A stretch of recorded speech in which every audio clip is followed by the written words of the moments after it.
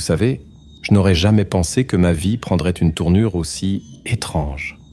Je m'appelle Christophe et j'ai travaillé pendant des années comme journaliste d'investigation.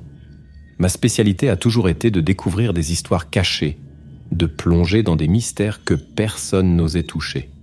Mais rien, absolument rien, ne m'avait préparé à ces que j'ai trouvés dans cette école abandonnée d'une petite ville de France. Ce n'est pas la curiosité qui m'a conduit là, ni la recherche de l'aventure. En fait, tout a commencé par un simple courriel anonyme que j'ai reçu un soir pluvieux d'octobre. Les voix des enfants résonnent encore dans les couloirs vides de l'école Saint-Michel, disait le message, suivi des coordonnées exactes. Ma décision de me rendre sur place n'était pas motivée par un désir d'exploration ou par la recherche d'une histoire macabre pour le journal. C'était quelque chose de plus personnel.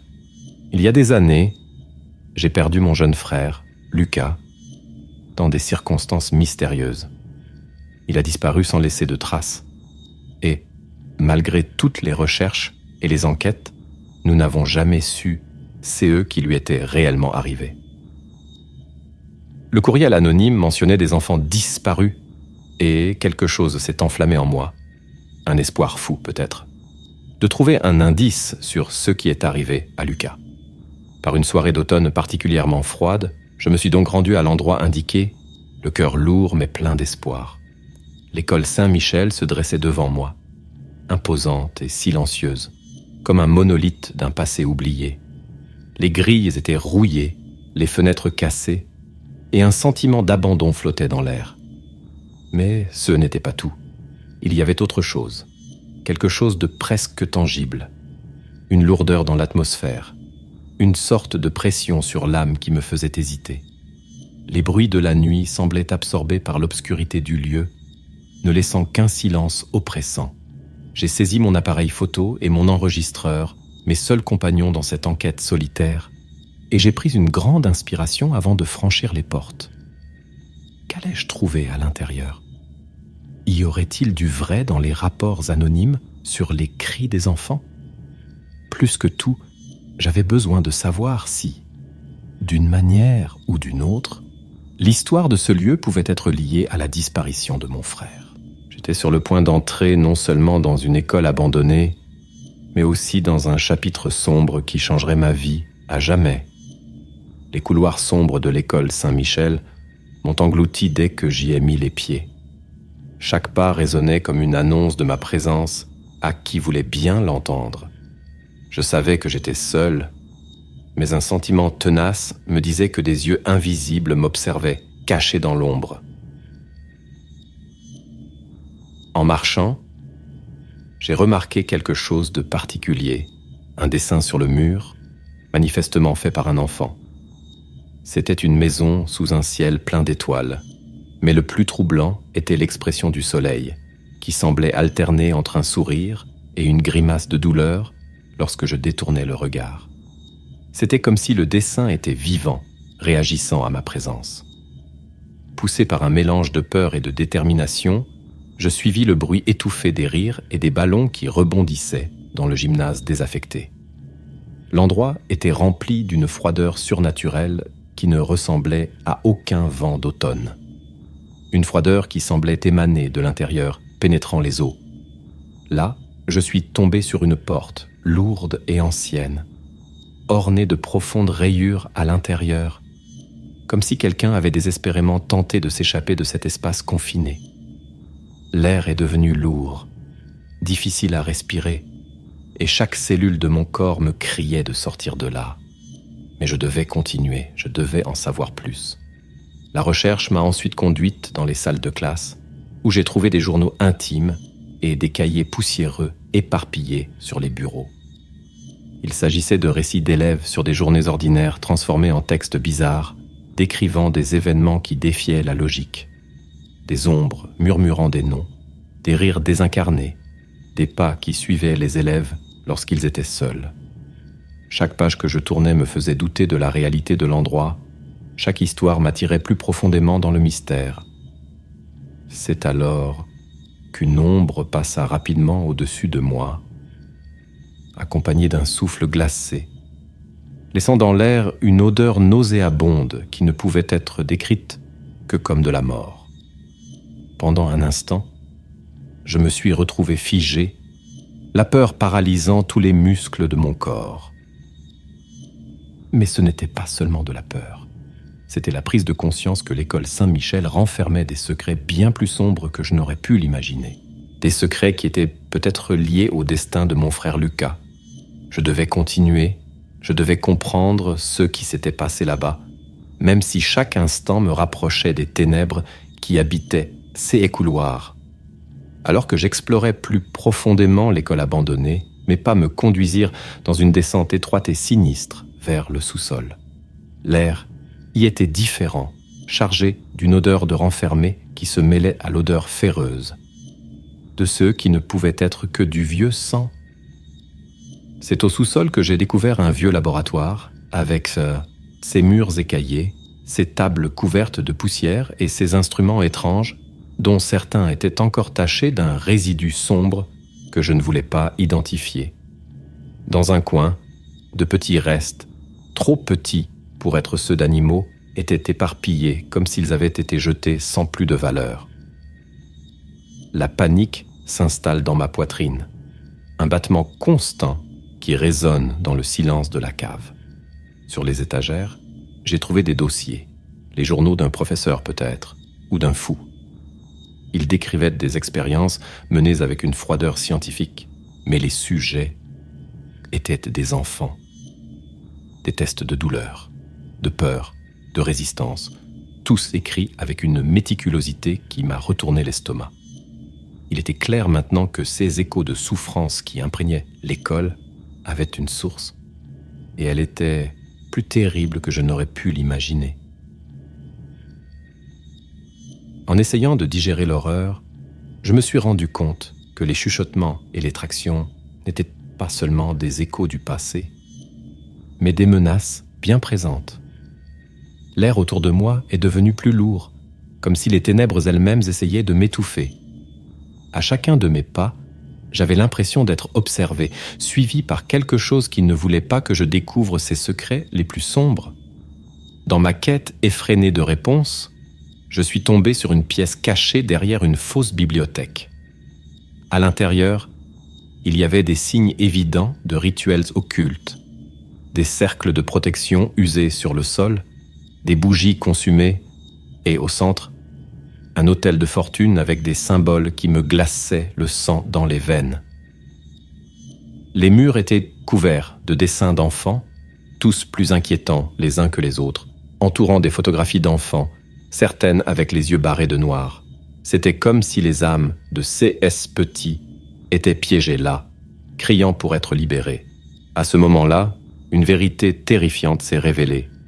L'école Saint-Michel n'était pas seulement un bâtiment abandonné, c'était un mausolée d'horreur inimaginable, où les victimes étaient des enfants sans défense. Et moi, en cherchant des réponses sur mon frère, j'étais devenue une intruse de plus dans ce sanctuaire de la souffrance. Le poids de cette découverte m'écrasait, mais je savais que je devais continuer, que je devais découvrir ce qui était arrivé à Lucas, quel qu'en soit le prix.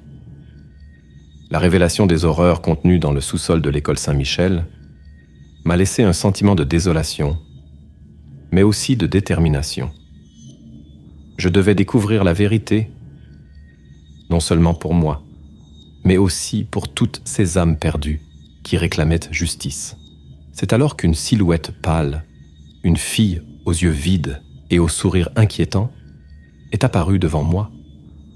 Elle n'a pas parlé, s'est contentée de me fixer, avant de se retourner et de disparaître dans le couloir. Je l'ai suivie, comme si je n'avais pas le choix, chaque pas m'enfonçant un peu plus dans les ténèbres de l'école. Elle m'a conduit dans l'atrium, où les cris des enfants devenaient assourdissants, une cacophonie de désespoir et de peur qui semblait m'envelopper, m'étouffer. Mais quand je suis arrivé, il n'y avait personne. Seulement l'écho douloureux des cris qui semblaient imprégnés dans les murs.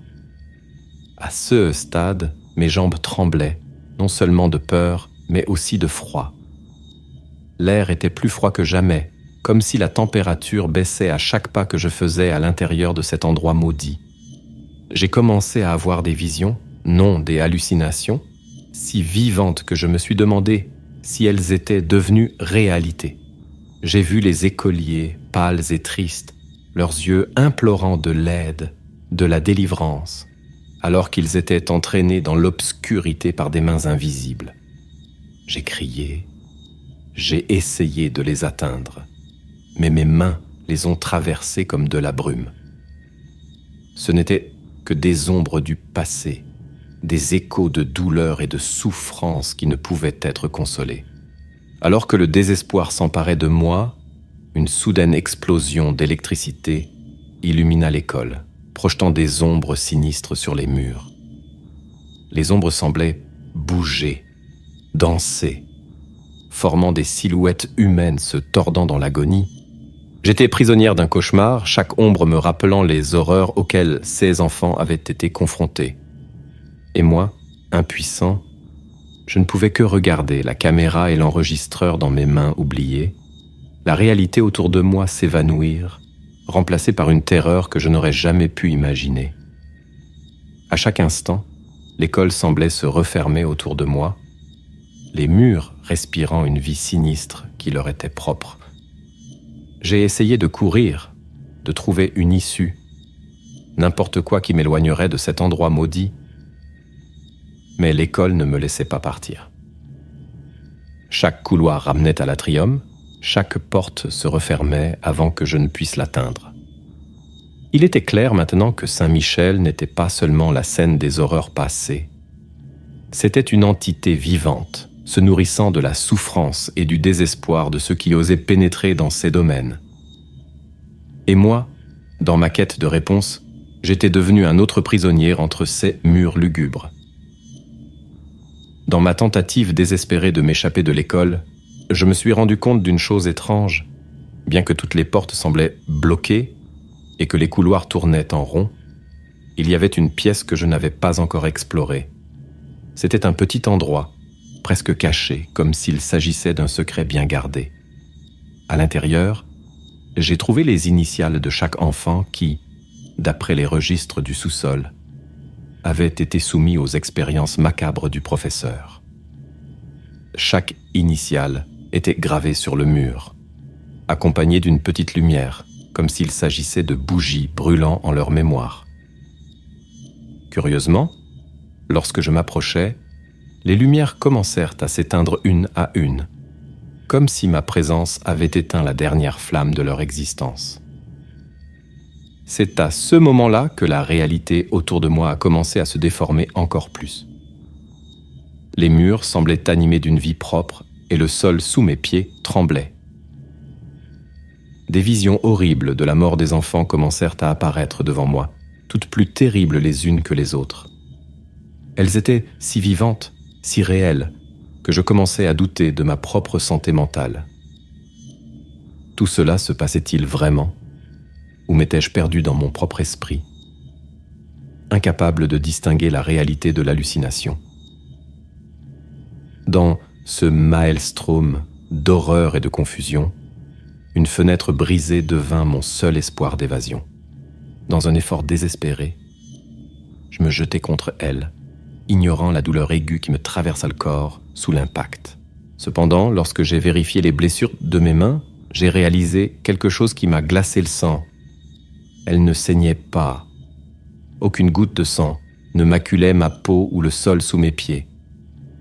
Ce moment de surréalisme a renforcé mes doutes sur ceux qui étaient réels et ceux qui ne l'étaient pas, me plongeant encore plus profondément dans la spirale de terreur qu'était devenue mon enquête. L'école semblait se délecter de mon désespoir, chaque tentative d'évasion me ramenant dans ces couloirs sombres et froids. La terreur psychologique de ne pas savoir ce qu'est la réalité a commencé à s'emparer de moi, étouffant tout espoir de trouver une issue.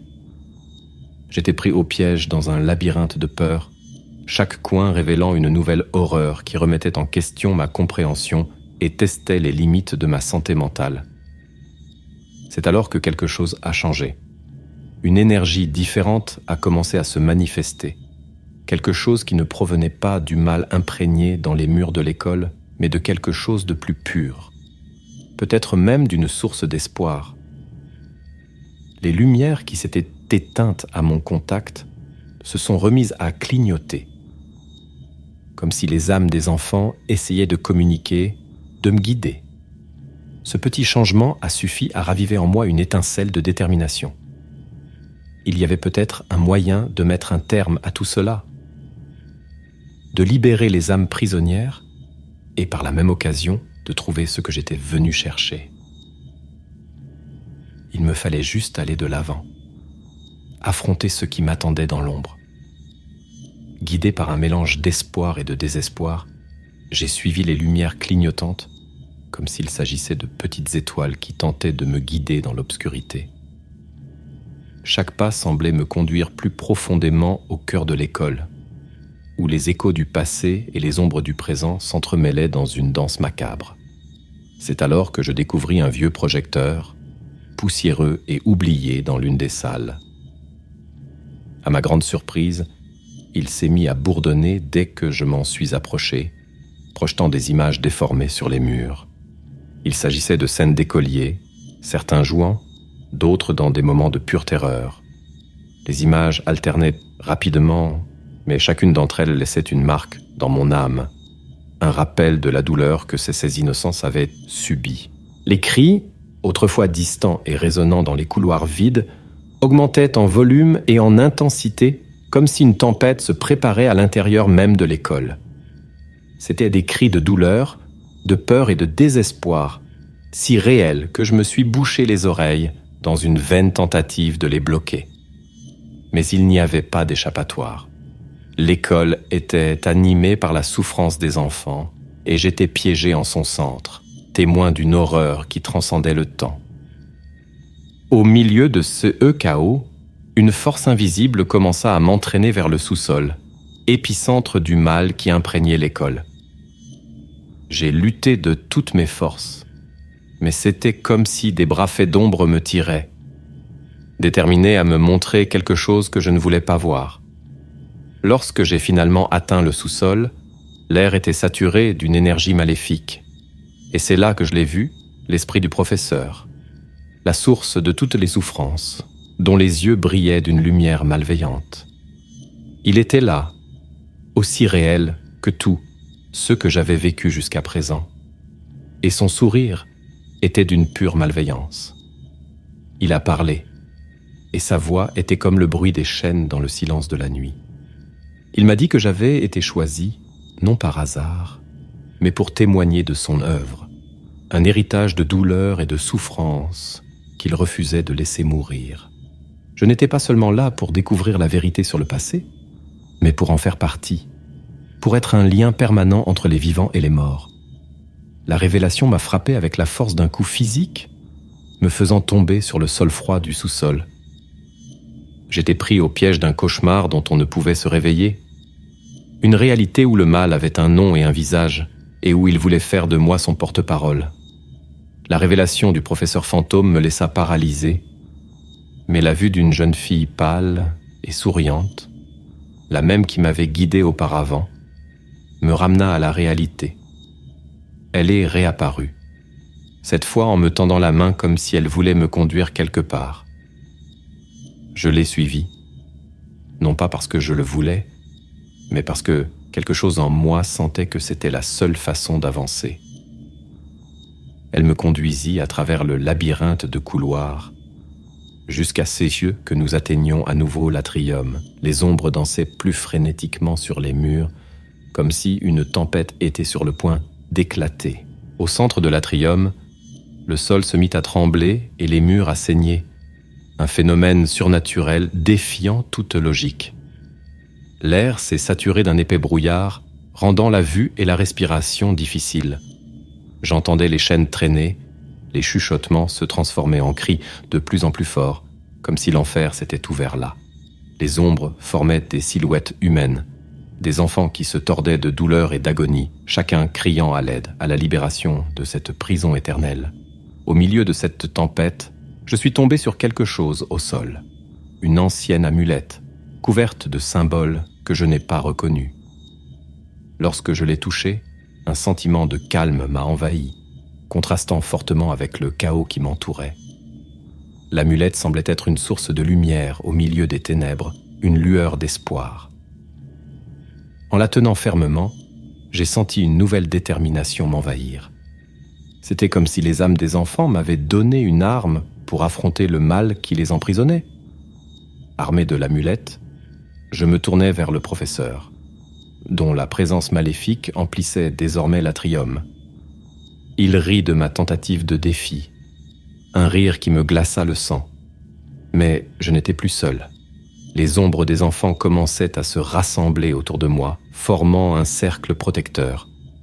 L'amulette en main, j'avançais vers le professeur, prêt pour l'affrontement final. Je ne savais pas si je pouvais le battre, mais je savais que je devais essayer, pas seulement pour moi, mais pour toutes les âmes qu'il avait torturées et consumées. L'affrontement était épique, une bataille entre la lumière et les ténèbres, le bien et le mal. Chaque fois que le professeur lançait une malédiction ou invoquait des ombres pour m'attaquer, l'amulette brillait plus fort, repoussant l'attaque et me protégeant. Je sentais l'énergie des enfants me renforcer. Leurs voix s'unissaient en un chœur de résistance contre la terreur qui les consumait depuis si longtemps. C'était un combat non seulement pour ma survie, mais aussi pour la libération de toutes les âmes piégées dans cette école maudite. La bataille dans l'atrium de l'école Saint-Michel s'intensifia, le professeur fantôme déchaînant toute sa fureur contre moi. Mais au fur et à mesure de l'affrontement, quelque chose d'extraordinaire se produisit. L'amulette, qui brillait d'une lumière presque aveuglante, commença à se briser, libérant une vague d'énergie pure. C'était comme si l'air autour de nous explosait en lumière, chaque fragment de l'amulette se transformant en une étincelle d'espoir. Et puis, au plus fort de ce moment, une paix inattendue s'est emparée des lieux.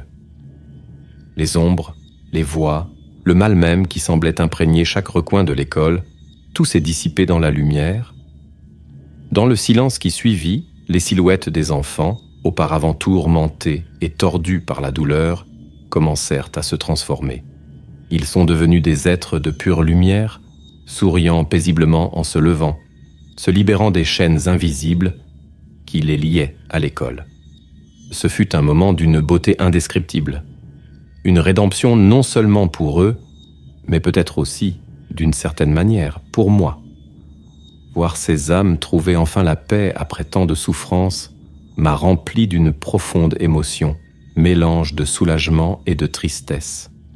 Lorsque les derniers enfants ont disparu, ne laissant derrière eux que la lumière de l'aube qui commençait à filtrer à travers les fenêtres brisées, j'ai su que quelque chose de fondamental avait changé.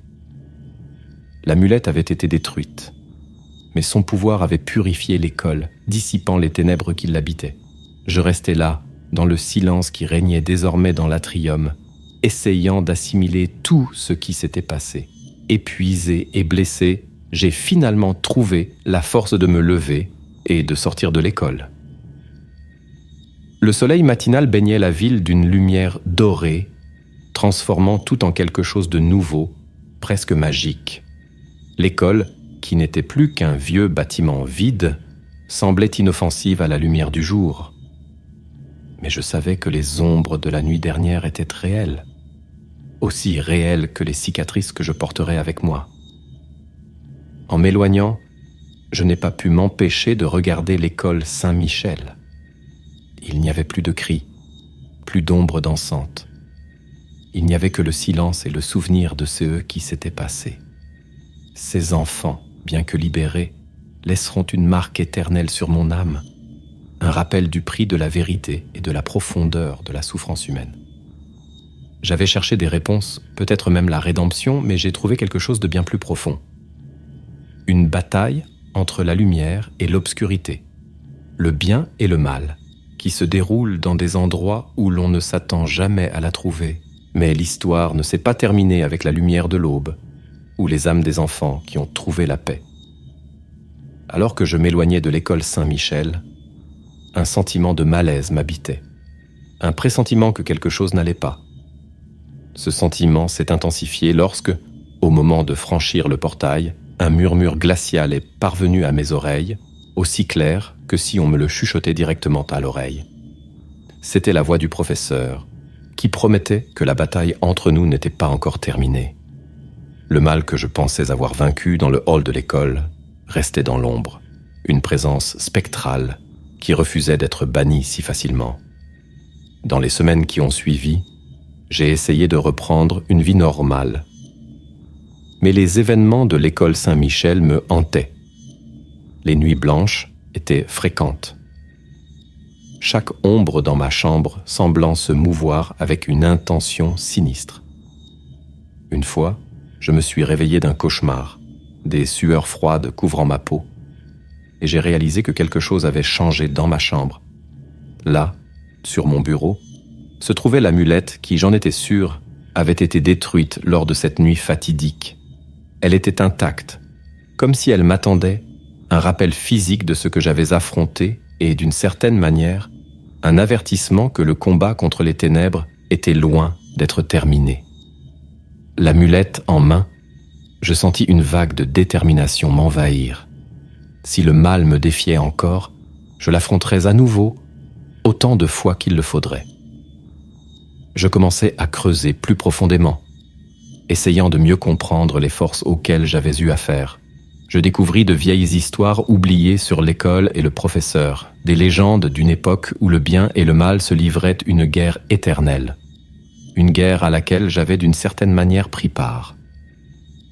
Et puis, une nuit où la lune était cachée derrière de gros nuages, quelque chose m'a rappelé à l'école Saint-Michel.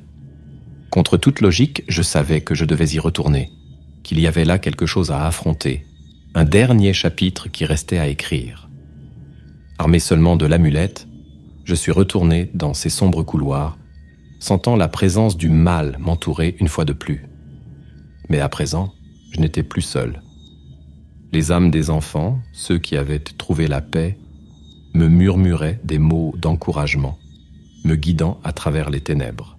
La bataille qui suivit fut différente de la première. Cette fois, j'étais préparé, ma volonté renforcée par la connaissance et la détermination de mettre un terme définitif à l'héritage d'horreur du professeur. À chaque affrontement, je sentais le mal reculer, la lumière de l'amulette traversant les ténèbres comme une lueur d'espoir. Et lorsque l'aube s'est levée, que les premiers rayons du soleil ont traversé la brume matinale, j'ai su que cette fois, la victoire était mienne. La présence maléfique avait été bannie, son pouvoir brisé par la lumière et le courage d'affronter l'inconnu. En sortant de l'école pour la dernière fois, le soleil levant semblait promettre un nouveau départ, non seulement pour moi, mais aussi pour tous ceux qui ont été touchés par les ombres de Saint-Michel. J'étais entré dans cette école à la recherche de réponses sur le passé, mais ce que j'ai trouvé, c'est une leçon sur le pouvoir de la lumière sur les ténèbres, de l'espoir sur le désespoir. Et même si je savais que la vie continuerait à avoir ses défis, j'étais prêt à les affronter, en portant avec moi la certitude que, même dans les moments les plus sombres, il y a toujours une lumière qui peut guider le chemin du retour à la maison.